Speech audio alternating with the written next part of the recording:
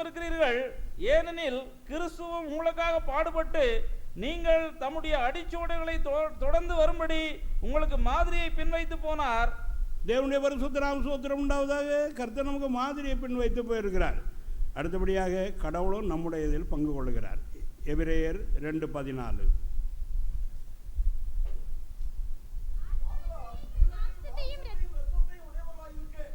அவரும் அவர்களை போல மாம்சத்தையும் இரத்தத்தையும் உடையவரானார். மரணத்துக்கு அதிகாரியாகிய பிசாசானவனை தமது மரணத்தினாலே அழிக்கும்படிக்கும் ஜீவகாலமெல்லாம் மரண பயத்தினாலே அடிமைத்தனத்திற்குள்ளானவர்கள் யாவரையும் விடுதலை பண்ணும்படிக்கும் அப்படியானார். 4ஆம் அதிகாரம் 15வது வசனம்.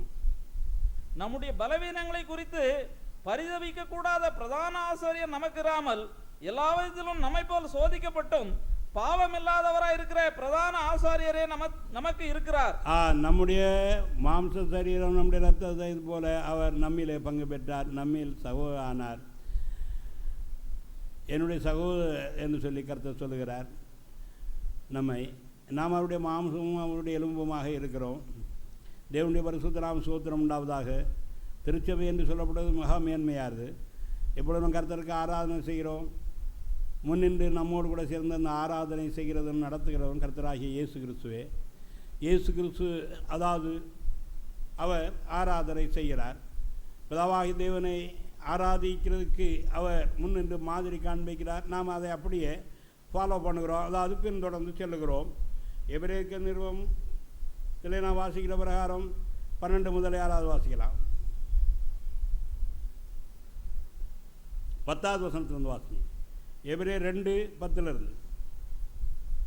ஏனென்றால் தம்மாலேயும் சகலத்தை உண்டாக்கிறவர் அநேகம் பிள்ளைகளை மகிமையில் கொண்டு வந்து சேர்க்கையில் அவருடைய ரட்சிப்பின் அதிபதியை உபத்திரவங்களினாலே பூர்ணப்படுத்துகிறது அவருக்கு ஏற்றதாக இருந்தது. எப்படியெனில் பரிசுத்தம் செய்கிறவரும் பரிசுத்தம் செய்யப்படுகிறவருமாய் யாவரும் ஒருவராலே உண்டாயிருக்கிறார்கள்.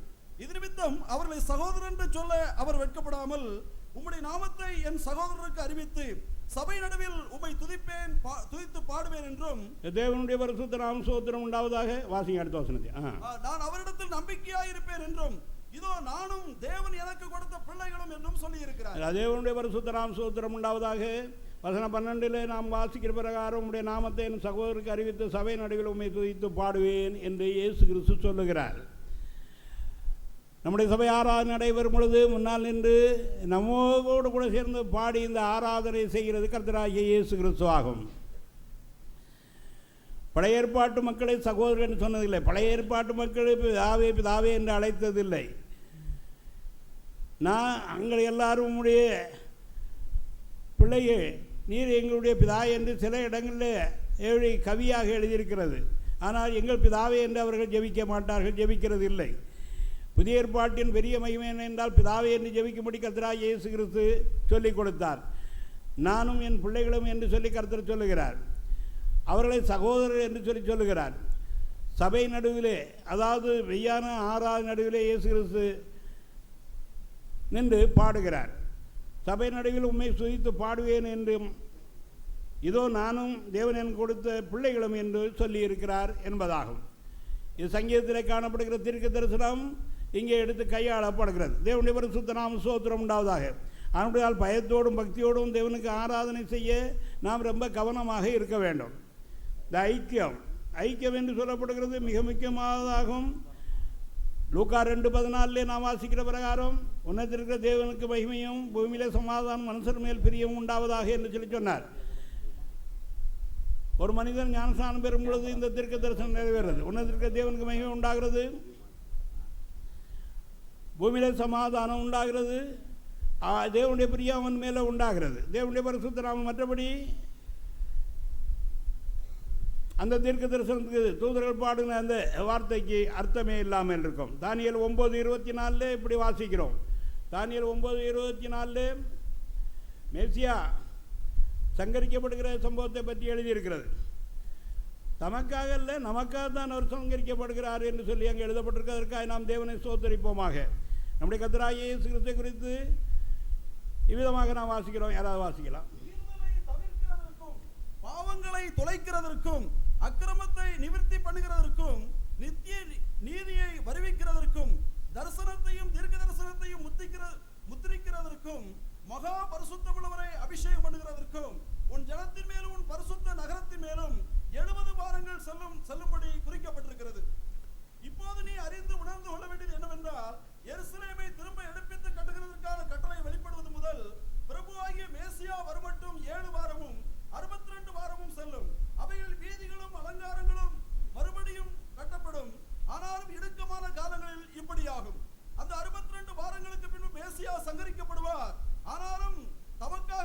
தேவனுடைய பரிசுத்த நாம ஸ்தோத்திரம் உண்டாவதாக. ஆனாலும் தமக்காகவில்லை நமக்காக என்று சொல்லி அங்கே எழுதப்பட்டிருக்கிறது. தேவனுடைய பரிசுத்த நாம ஸ்தோத்திரம். ஏசாயா 53:5 நாம் பார்க்கிற பிரகாரம் நாம் எல்லோரும் பாவிகள், ஆனால் தேவனோ நம்ம எல்லாருடைய பாவத்தை அவர் மேல் விளைச் செய்தார். நம்முடையதை அவர் எடுத்துக்கொண்டு அவருடையதை, அவருடைய நீதியையும் அவருடைய பரிசுத்தத்தையும் அவருடைய நன்மையும் நமக்கு அவர் அருளுகிறார். நமக்கு சமாதானத்தை உண்டு பண்ணும் ஆக்கினை அவர் மேலே வந்தது, அவருடைய தழும்புகளால் குணமாகிறோம் என்று எழுதியிருக்கிறது. தேவனுடைய பரிசுத்த நாம ஸ்தோத்திரம் உண்டாவதாக. நம்முடைய மீறுதல் நிமித்தம் அவர் காயப்பட்டு, நம்முடைய அக்கிரமம் நிமித்தம் அவர் நொறுக்கப்பட்டால் நமக்கு சமாதானத்தை உண்டு பண்ண ஆக்கினை அவர் மேலே இருந்து அவருடைய தழும்புகளால் குணமாகிறோம். சிலுவையிலே நடந்த சம்பவம் என்ன என்றால், நம்முடைய பாவங்கள் அக்கிரமங்கள் எல்லாம் அவர் மேலும், அவருடைய நீதி பரிசுத்தம் அவருடைய நன்மை எல்லாம் நம்மேலுமாக இடமாற்றப்பட்டிருக்கிறது. பிதாவாய் தேவன் செய்த பெரிய காரியம் என்ன என்றால், நம்முடையதெல்லாம் அவர் மேல் போட்டு அவருடையதெல்லாம் நம்ம அவரை விசுவாசிக்கிறவர்களுக்கு எல்லாம் இது பலிக்கும். தேவனுடைய பரிசுத்த நாம ஸ்தோத்திரம் உண்டாவதாக. ஆனபடினால் 1 Peter 2:24 வாசிக்கிற பிரகாரம் அவர் நம்முடைய பாவங்களை சுமந்தார், நம்முடைய அக்கிரமத்தை ஏற்றுக்கொண்டார், நமக்கு சமாதானத்தை உண்டு பண்ண ஆக்கினை அவர் மேல் வந்தவருடைய தழும்புகளால் குணமாகிறோம், குணமானோம் என்று சொல்லி எழுதியிருக்கிறது. 7வது தேவனோடு உள்ள ஐக்கியம். தேவனோடு உள்ள ஐக்கியம் எப்படி உண்டாகும்?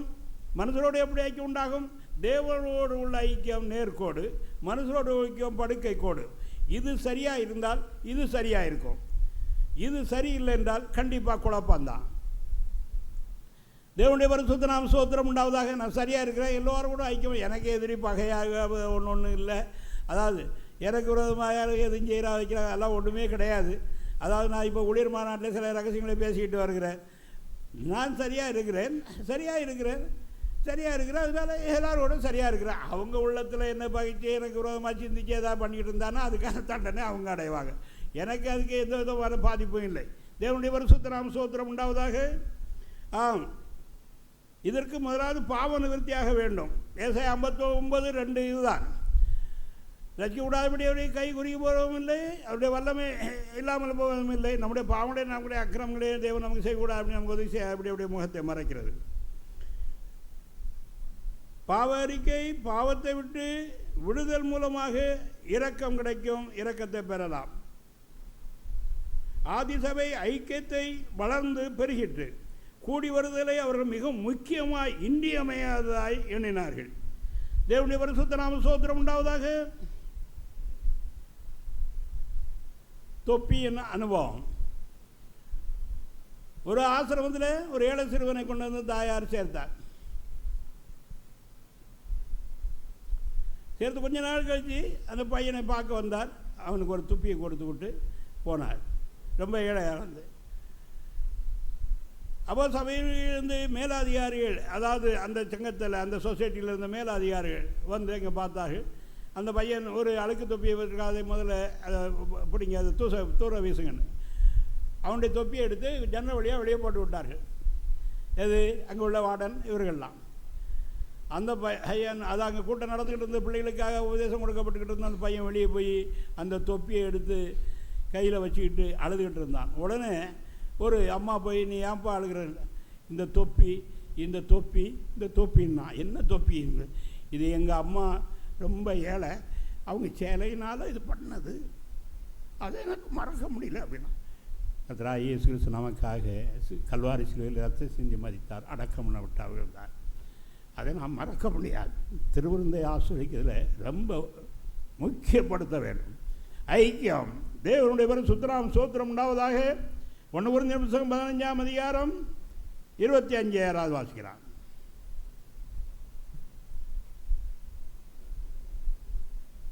எல்லா சத்துருக்களையும் தமது பாதத்திற்கு கீழாக்கி போடும் வரைக்கும் அவர் ஆளுகை செய்ய வேண்டியது. பரிகரிக்கப்படும் கடைசி சத்துரு மரணம். 1 Corinthians 11:25 வாசிக்கிறது சரியா?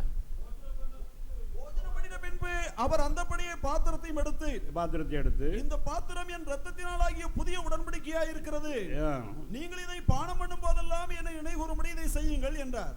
ஆகையால் நீங்கள் இந்த அப்பத்தை புசித்து இந்த பாத்திரத்தில் பானம் பண்ணும் போதெல்லாம் கர்த்தர் வருமளவும் அவருடைய மரணத்தை தெரிவிக்கிறீர்கள். தேவனுடைய பரிசுத்த நாம ஸ்தோத்திரம் உண்டாவதாக.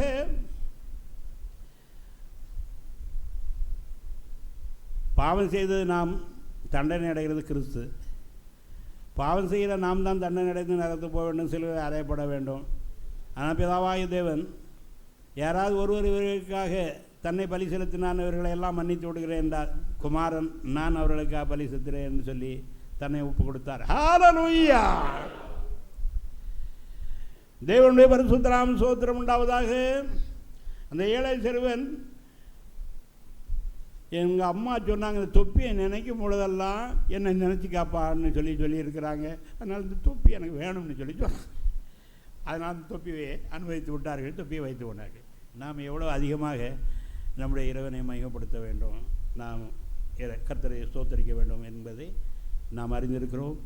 ஐக்கியத்தை காத்துக்கொள்வோமாக, நம்முடைய ஜீவியத்திலே ஐக்கியமுள்ளவர்களாக இருப்போமாக.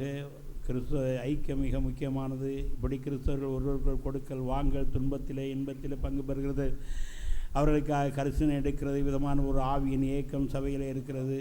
இவ்விதமான இந்த அன்பின் பலத்தினாலே போய் புறஜாதிகளையும் அன்பு காட்டி நாம் அவர்களையும் நேசிக்கும் பொழுது அவர்கள் கிறிஸ்துவை ஏற்றுக்கொள்வார்கள். அந்த நாட்களில் இருந்த கிறிஸ்துவை பற்றி சொல்லி இவர்கள் ஒருவர் எவ்வளோ அன்புள்ளவர்களாக இருக்கிறார்கள் என்று கண்டு மக்கள் கிறிஸ்துவத்திலே வந்து சேர்ந்தார்கள். நாம் அப்படி செய்வோமாக. கர்த்தர் இந்த வார்த்தைகளை ஆசீர்வதிப்பாக. கிறிஸ்துவ ஐக்கியம், நீங்கள் எங்களோடு கூட ஐக்கியமுள்ளாகும்படி இதை உங்களுக்கு அறிவிக்கிற எங்களுடைய ஐக்கியம் பிதாவோட குமாரன் ஆகிய இயேசுவோடு உங்கள் சந்தோஷம் நிறைவாக இருக்கும்படி இதை உங்களுக்கு அறிவிக்கிறோம். கர்த்தர் இந்த வார்த்தைகளை ஆசீர்வதிப்பாராக. எல்லோரும் ஜெபம் பண்ணுவோமாக. Hallelujah, hallelujah, hallelujah, hallelujah, hallelujah.